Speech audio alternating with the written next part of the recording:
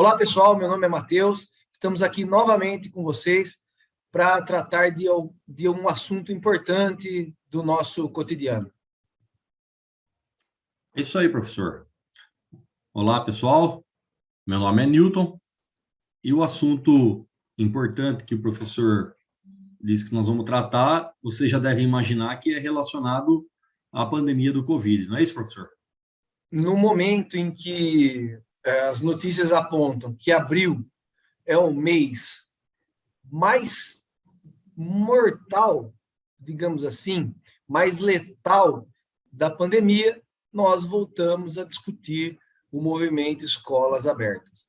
É evidente que não podemos nos ater apenas à questão das escolas, mas enquanto professores nós vamos discutir a questão das escolas, sempre levando em consideração que nós entendemos que todos os setores da economia, neste momento, deveriam estar pensando no tal do lockdown, no fechamento, no distanciamento. Mas, enfim, ganhou força novamente essa semana por conta de uma discussão e aprovação na Câmara dos Deputados de um projeto que torna a educação como serviço essencial, e nós vamos discutir essa questão do essencial, parece ser muito bonita a expressão, mas o que ela carrega por trás. E volta, então, a questão da abertura das escolas, independente das condições sanitárias sociais que nós estejamos vivendo. Então, esse é o tema de... O professor, só é importante a gente colocar bem claro, né, para as pessoas que assistem a esse vídeo, que vão assistir a esse vídeo, as que não vão à escola. É importante que as pessoas, quando assistirem a esse vídeo, quando o senhor falou de condições sanitárias, nós que estamos lá dentro, sabemos de fato quais são as condições sanitárias.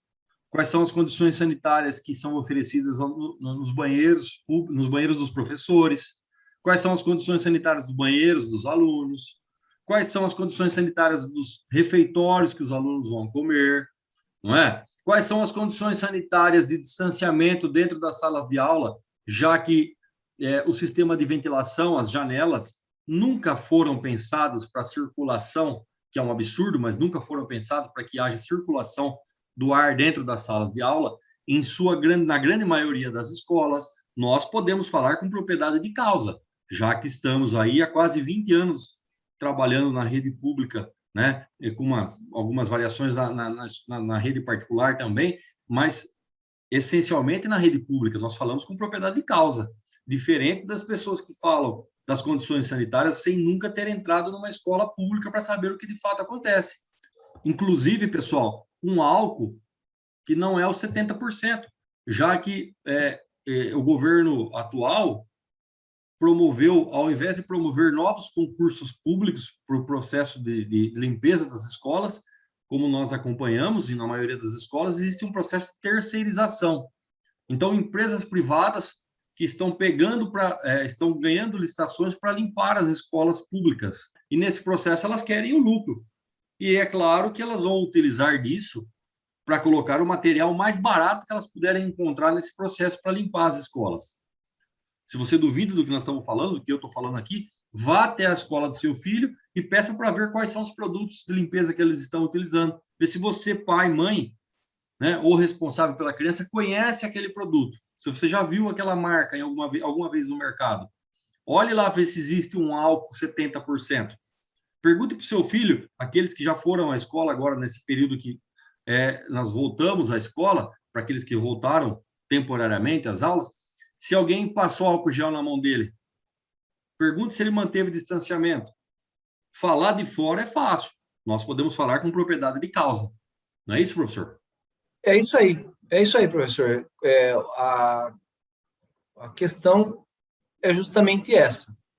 Nós vamos discutir hoje, vamos tentar restringir a questão da escola, porque é um assunto que nos toca diretamente por sermos professores, por sermos servidores públicos e por atuarmos na área da educação, pensando na educação enquanto um processo de transformação da sociedade e pensando na educação enquanto uma questão de socialização aqui que é colocada, que necessária, e que há mais de 13, 14 meses os estudantes estão perdendo.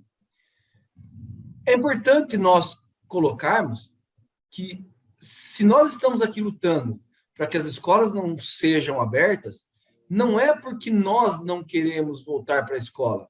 As condições que foram colocadas não nos permitem voltar para a escola. Mas vamos lá, essa semana, né, como eu já adiantei, foi aprovado um projeto de lei na Câmara dos Deputados que torna a educação como um serviço essencial. Muito importante você pensar que a educação deve ser um serviço essencial. Todos nós aqui acreditamos nisso. Mas em que sentido esse essencial está colocado? No sentido jurídico, que foi colocado e aprovado na Câmara, o essencial se coloca como a educação como algo inevitável, vamos dizer assim, que nós precisamos dele para sobreviver. Ele não pode deixar de existir, porque senão a sociedade não vai funcionar. Não é exatamente essa a nossa visão de educação. A nossa visão de educação é da formação do ser humano enquanto um indivíduo, do indivíduo se formando enquanto ser humano, nas suas relações sociais, nas suas relações com o meio. Numa pandemia, nós não vamos morrer se nós deixarmos de ir para a escola. Nós temos perdas, obviamente, perdas psicológicas, perdas cognitivas, mas que com muito custo, e nós sabemos disso, elas podem ser recuperadas. Diferente da saúde, em que o servidor está trabalhando, porque se ele não estiver trabalhando, as pessoas vão morrer. Diferente da segurança pública, que simboliza uma certa ordem social. A educação não é essencial nesse sentido, ela é essencial enquanto formação do indivíduo. O que foi aprovado na Câmara tem um outro significado. Isso foi muito comemorado por um movimento extremamente reacionário e que ganhou corpo aqui em Barra Bonita, sendo trazido por algumas pessoas que nada tem a ver com a educação, chamado Movimento de Escolas Abertas. E eu queria saber o que essas pessoas entendem de educação. Eu queria debater com essas pessoas a educação. Porque eles apontam, a Sociedade Brasileira de Pediatria aponta que o problema não é com as crianças, porque os dados indicam que elas não são contaminadas. Mas existem muitas informações contraditórias em relação a isso.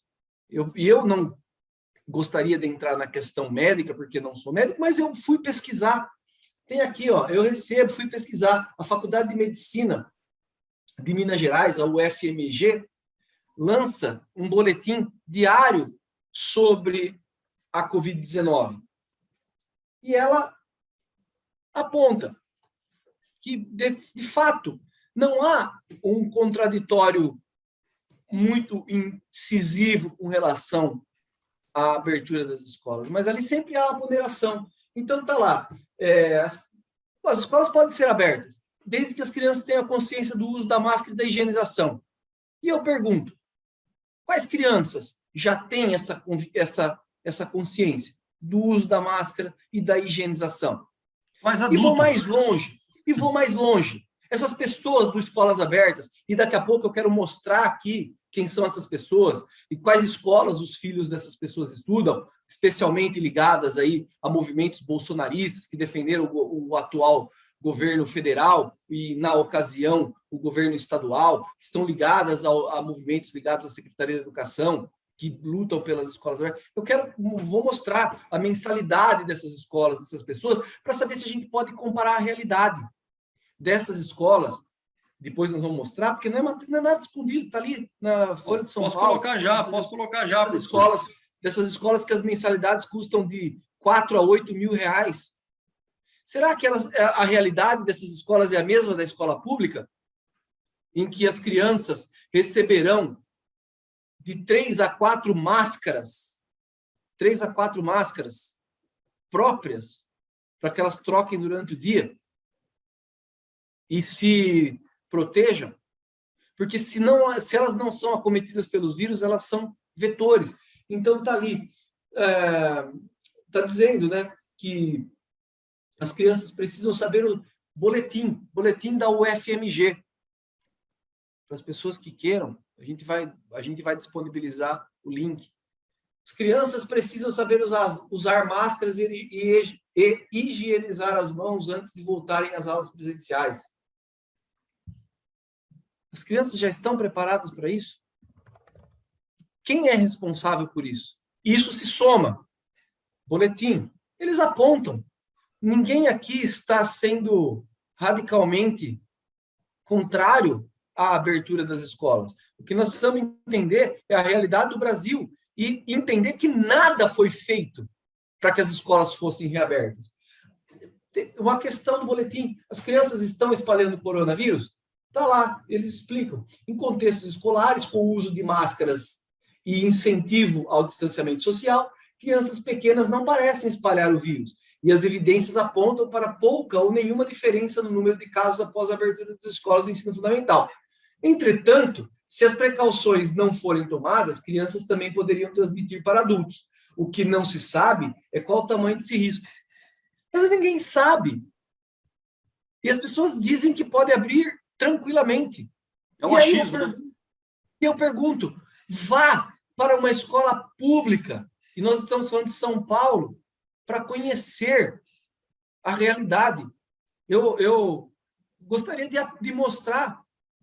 O secretário da Educação teve essa semana a cara de pau de ir para uma escola, dizer que o funcionamento dela é tranquilo, em que 3 pessoas dividiam cada computador. 3 pessoas dividiam cada computador. Onde está o distanciamento? Onde está a segurança disso? E essas pessoas vêm me dizer que as escolas podem ser abertas? Está aqui a imagem. Vejam a data da publicação, 24 de abril. Essa semana, no mês mais letal da pandemia, esse é um exemplo que é dado da escola pública. As pessoas sendo reunidas.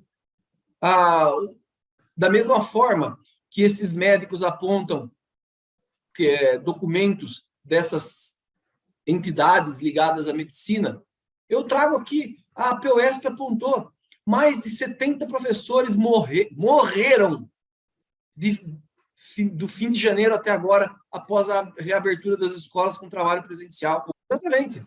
E tem mais um aqui, o Observatório Covid-19 BR, ligado à USP, Universidade de São Paulo, aponta que as escolas não deveriam ser abertas com os altos índices de transmissão de Covid. O Brasil tem um índice de transmissibilidade gigantesco. Gigantesco. A França, a matéria está aí, só as pessoas procurarem. No começo desse mês, decretou um lockdown e fechamento das escolas por pelo menos um mês, por conta da transmissão de coronavírus. Então, é um absurdo. É um absurdo. Essas pessoas, por interesses econômicos, dos seus privilégios, sentados numa cadeira dentro de um consultório médico.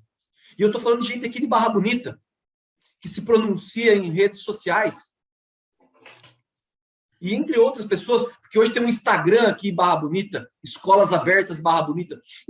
Eu quero que essas pessoas vão visitar as escolas públicas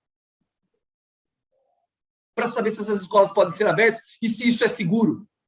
A foto de pessoas que estão na avenida. Essas pessoas estão na avenida por livre e espontânea vontade. As autoridades que as tirem de lá para diminuir a transmissão. Agora, exigir que as escolas sejam abertas. É livre escolha dos pais.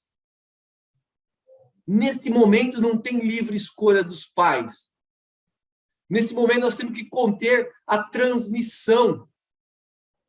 Repito, matéria de hoje, abril é o mês mais letal da pandemia e o mês ainda não acabou. Nós estamos no dia 25. Sabe o que acontece, professor? Eu acho que esse pessoal que participa desse movimento, eu vou até colocar um vídeo bem curtinho aqui, ó. Eu acho que quando eles veem a história da escola de mandar os filhos para a escola, eles imaginam que seja mais ou menos isso, ó, que acontece na escola pública aqui do Brasil e aqui em São Paulo, que é o estado mais rico. Olha só, será que os pais acham que acontece isso na escola dos filhos deles? Retira a máscara, porque depois ele vai ganhar uma nova lá dentro. Esteriliza os pés, tapete higiênico, higienização por vapor. Será que algum pai das nossas escolas acredita que o filho dele passa por algo parecido a isso? Não estou dizendo só da pública, não, mesmo da particular. Existe algum equipamento parecido com esse para esterilizar alguma criança da sua escola que seu filho frequenta aí, pai? Que vai para a escola particular? Eu, particularmente, duvido. Então, é um absurdo. E eu provoco aqui o debate. Eu quero que essas pessoas do Escolas Abertas Barra Bonita nos procurem para discutir a reabertura das escolas. Sobre todos os aspectos. Sobre todos os aspectos. Eu acredito que uma pessoa que discute a abertura das escolas, ela não conhece minimamente a dinâmica de uma escola. Ela sabe o que é deixar o filho dela lá e buscar a hora que a aula acaba. Porque nós sabemos, e você falou isso logo no começo do vídeo, que existe uma diferença abissal, especialmente no Brasil, entre as escolas públicas e as escolas privadas. Nós conhecemos pessoas de escolas privadas. Eu conheço alguns protocolos, e ainda assim, não defendo, porque eu acho que professor é professor, seja na escola pública ou na escola privada, e eles estão correndo risco e estão morrendo. Mas, posso dizer para você que em algumas escolas privadas, o protocolo para os alunos se o lápis cair no chão, não é para ele pegar, porque vai ter um funcionário para pegar para ele higienizar. Nós, professor, eu e você, trabalhamos numa escola com quase 400 alunos, na cidade de Bocaina. E nós sabemos, porque nós voltamos para a escola nesse começo de ano, e tem 2 funcionárias para fazer a limpeza da escola. 2 para limpar uma escola que tem 9 salas de aula, fora os outros ambientes. Sala de leitura, banheiro, refeitório, pátio. Quadra. Como isso vai proceder? Qual foi o investimento feito? Essas pessoas, que eu tenho certeza absoluta que votaram no Bolsonaro e que podem até não ter votado no João Dória, mas não eram antipáticas ao João Dória, não conhecem essa realidade. E se nós não voltamos para a escola ainda, se as crianças não estão estudando, a culpa é dessas pessoas. Porque nós já falamos aqui em outros momentos, Estados Unidos, eles viraram a chave, tiraram o maluco deles e colocaram alguém que tem 2 neurônios lá, e hoje eles têm 320 bilhões de dólares investidos nas escolas para adequação para a pandemia, e muito provavelmente no segundo semestre, vida normal nesses países. Eu gostaria, professor, não sei se você tem aí, você mostre na Nova Zelândia o que está acontecendo na Nova Zelândia, depois deles terem contido a pandemia, com isolamento, com vacinação. Então, essa é uma imagem de um evento público na Nova Zelândia, depois de medidas tomadas adequadas, distanciamento, uso de máscara, testagem em massa. Eu pergunto, estão testando efetivamente aqui no Brasil para a gente saber o índice de contaminação? Ainda que os índices sejam subnotificados, nós estamos em média aí perto de 60 mil casos diários de Covid. E nós sabemos que o serviço público só testa quando as pessoas aparecem lá no posto de saúde com sintomas. E aqueles que são assintomáticos? Essas pessoas que apelam pelo escolas abertas, direito do pai decidir, elas garantem que as pessoas estão sendo testadas efetivamente? Professores, estudantes, toda a comunidade escolar? Então, é essa a realidade que nós estamos vivendo.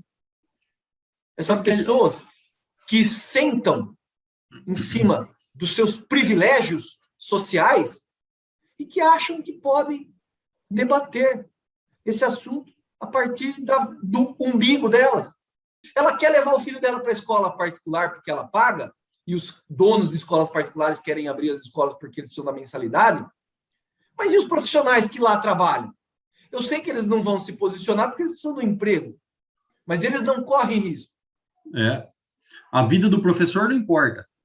É isso? É isso que dá a entender, né? Nem a vida do professor, ao que parece, e nem a vida das famílias. Porque Sim. se as crianças, ainda que hoje os dados já apontem que elas também estão morrendo, tenham uma incidência menor da gravidade da Covid, elas são vetores de transmissão para as famílias que estão em casa.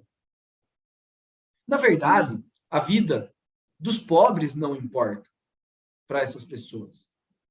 Essa que é a questão. A vida dos pobres não importa. O interesse, na verdade, é o interesse dela, né? O interesse dela tem que prevalecer sobre o interesse dos demais, né? Ou, melhor dizendo, ela acha que é um direito dela e que o direito dela, por ela pertencer a uma classe mais abastada da sociedade, o direito dela deve prevalecer sobre o direito dos demais. E, por exemplo, os nossos direitos de não morrer. Nossos dois aqui eu estou falando, única e exclusivamente. Nós temos o direito de não querer morrer. Porque o governo anuncia um programa de vacinação e até agora a nossa faixa etária, que não é tão velha e não é tão nova, também não foi nem anunciada. Essa médica que se pronuncia aqui nas redes sociais, Barra Bonita, disse que o programa de vacinação já englobou 40% dos professores. Com base 40%, em que, né? Eu pergunto, 40% dos professores foram vacinados?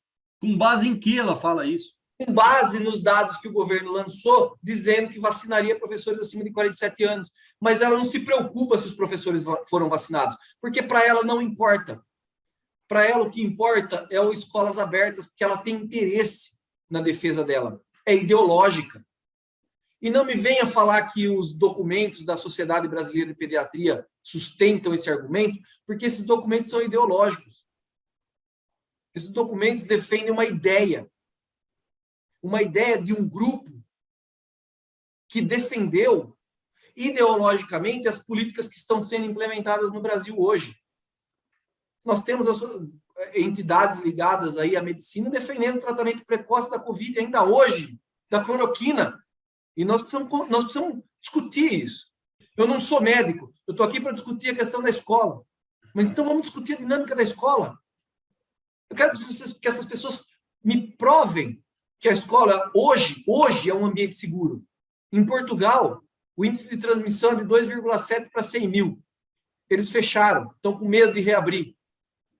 Aqui, chega próximo a 100 para 100 mil. E nós estamos falando em abrir escolas. A média móvel de mortes, mais de 2.500 óbitos diários. Aí nós temos 70 mil mortos por mês.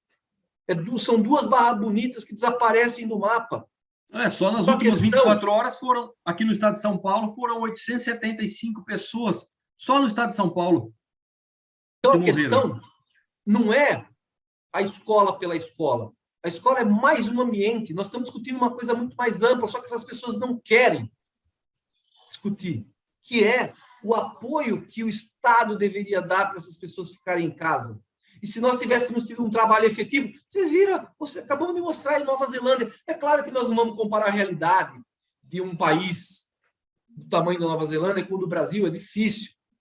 Mas é só apontar que num país como o nosso, que já vacinou 90 milhões de pessoas em 3 meses na H1N1, por conta do Sistema Único de Saúde, que poderia ter garantido mais de 100 milhões de doses de vacina no ano passado. Muito provavelmente hoje a gente estaria com as escolas abertas. Então, nós não estamos com as escolas abertas, por conta deste governo, destes governos, que essas pessoas que estão lutando pelas escolas abertas apoiaram. Então, a responsabilidade não é nossa, dos professores. A responsabilidade é de vocês. Vocês, que eu espero que ouçam a gente falando isso. E eu espero produzir esse debate. Me chamem para um debate, para a gente discutir a questão da educação. É isso aí, professor. Estou aberto ao debate. É isso aí. Estou aberto ao debate. O senhor já falou e o vídeo está aqui, está disponível. Quem achar que tem argumentação que seja válida, não é? Nós não estamos chamando diferente desse pessoal, dessa pseudo, né, direita extremista, porque eles acham que eles sabem, mas a gente sabe que eles não sabem nada. Eles estão navegando nessa onda. Então, esse pessoal que se julga pertencente a esse movimento, se quiser debater, se quiser conversar, se quiser fazer uma live, vamos gravar, vamos deixar disponível dentro de um ambiente de debate saudável, diferente do que se propõe a partir desse movimento que vem aí da extrema-direita, né, desse movimento do governo federal. Nós não queremos brigar com ninguém, nós queremos argumentar, nós queremos discutir e colocar o nosso ponto de vista. Vocês gostem ou não, nosso ponto de vista tem embasamento. Nós temos fundamentação para falar sobre isso. Alguém chegou a contestar, a perguntar, eu falo isso com grande frequência e há muito tempo, né, professor? Eu já venho falando disso. Alguém chegou a contestar e perguntar quanto que esses governos estaduais economizaram com energia elétrica nas escolas fechadas, com internet, com professores eventuais, com merenda, com transporte público. Pensem vocês, transporte público.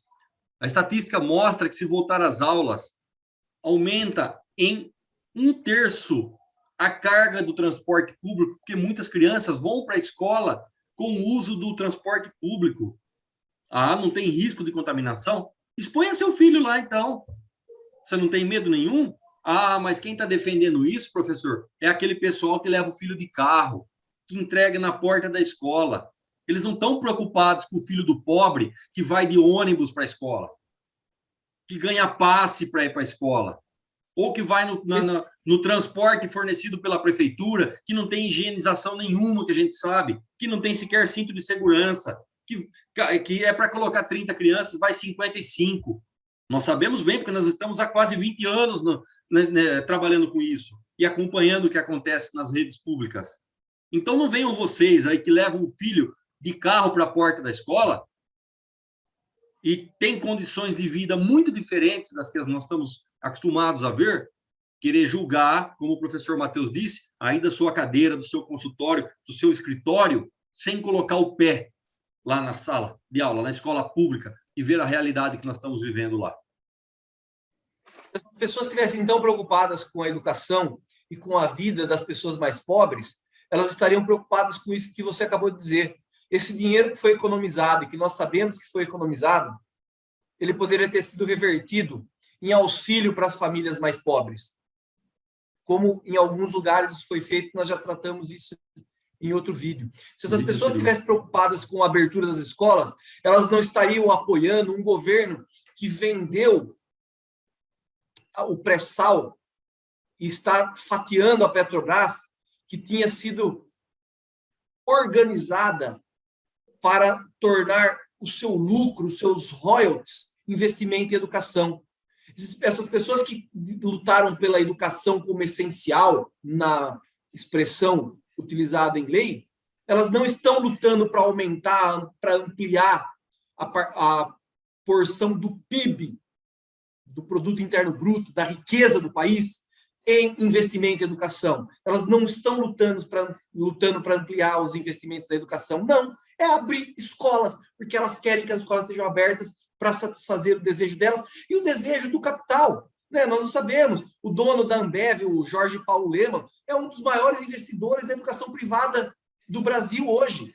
Essas pessoas têm interesse. Os deputados que ele apoiou, salvo a Tabata Amaral, que da última hora, no último momento, acabou pulando para trás e votou contra esse projeto, mas ela era a favor e gravou vídeos defendendo esse projeto, votaram todos a favor de tornar a educação como essencial. Muito bonito falar a educação como essencial, mas o que é ser essencial?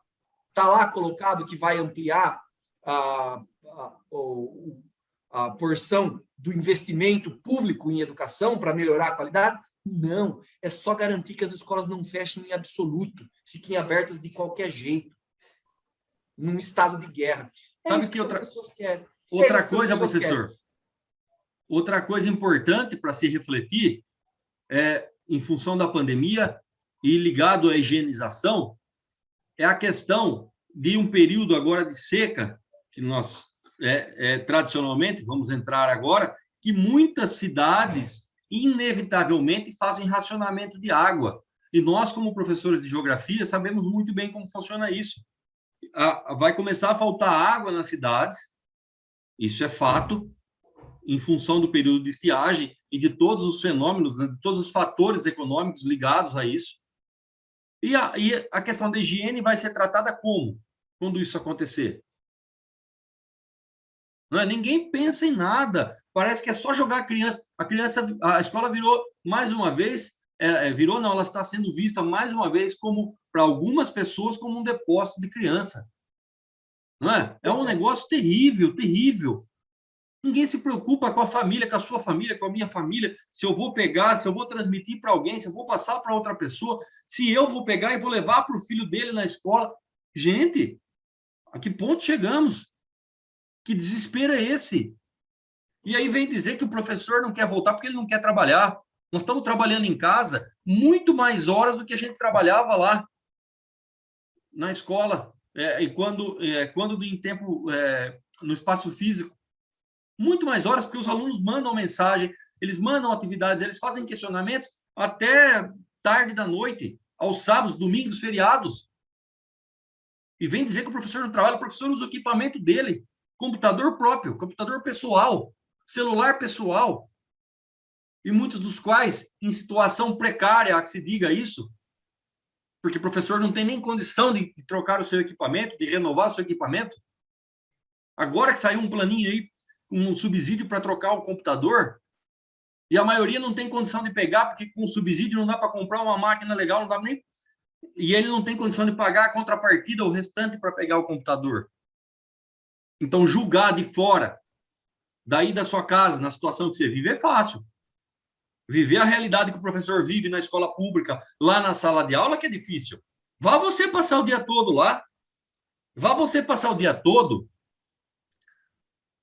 pedindo para o adolescente, para a criança, colocar a máscara.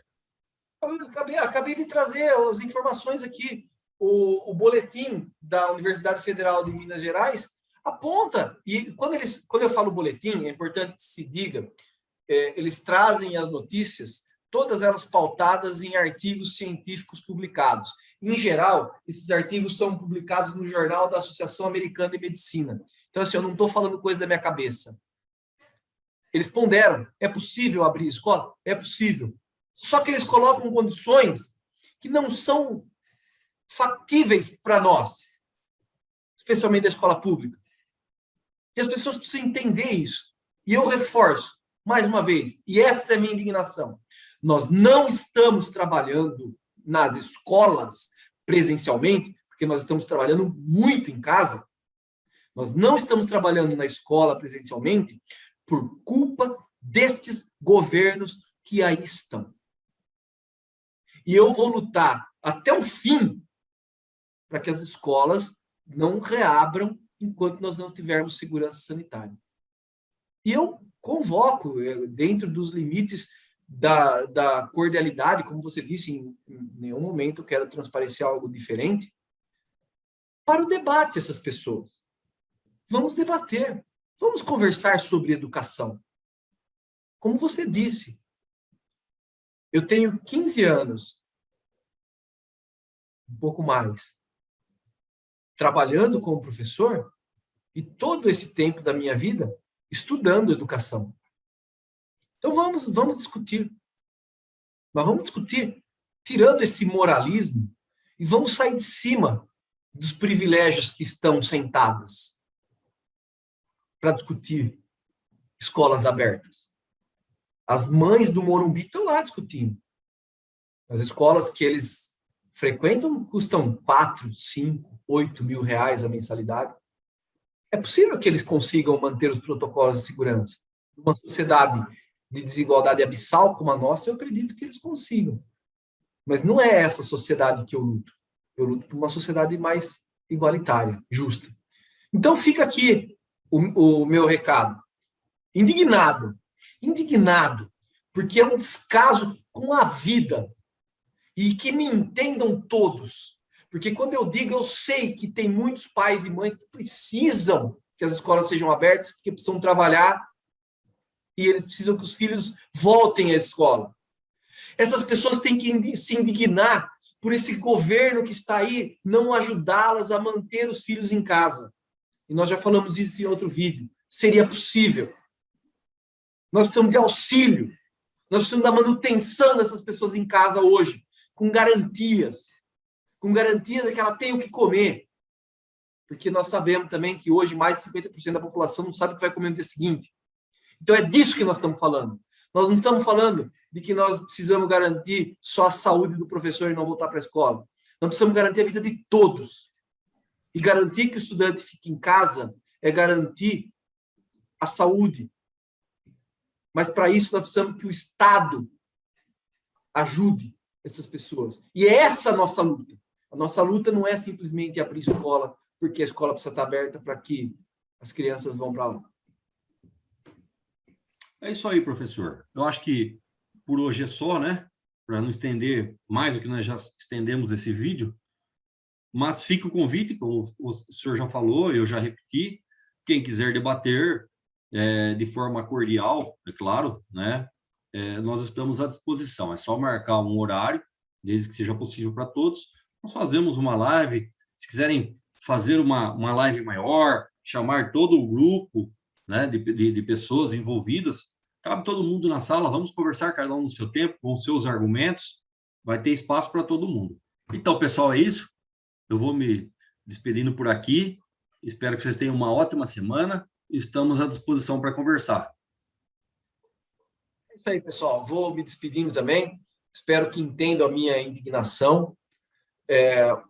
Quando eu peço que as pessoas debatam o assunto, é porque, infelizmente, em Barra Bonita, a gente sabe que existe só um lado da história, né? A gente vê aí, nos meios tradicionais de comunicação, apenas uma perspectiva. Então, a gente tenta trazer uma outra e gostaríamos de ampliar o debate, porque isso é uma questão de saúde pública. Isso deve chegar aí à Secretaria de Educação Municipal, deve chegar ao prefeito municipal, deve chegar a essas pessoas ligadas a essas entidades médicas e a esse grupo mobilizado, para que a gente traga e produza um debate que efetivamente traga alguma melhora para as nossas relações sociais. Então, fica aqui o meu abraço a todos e até uma próxima.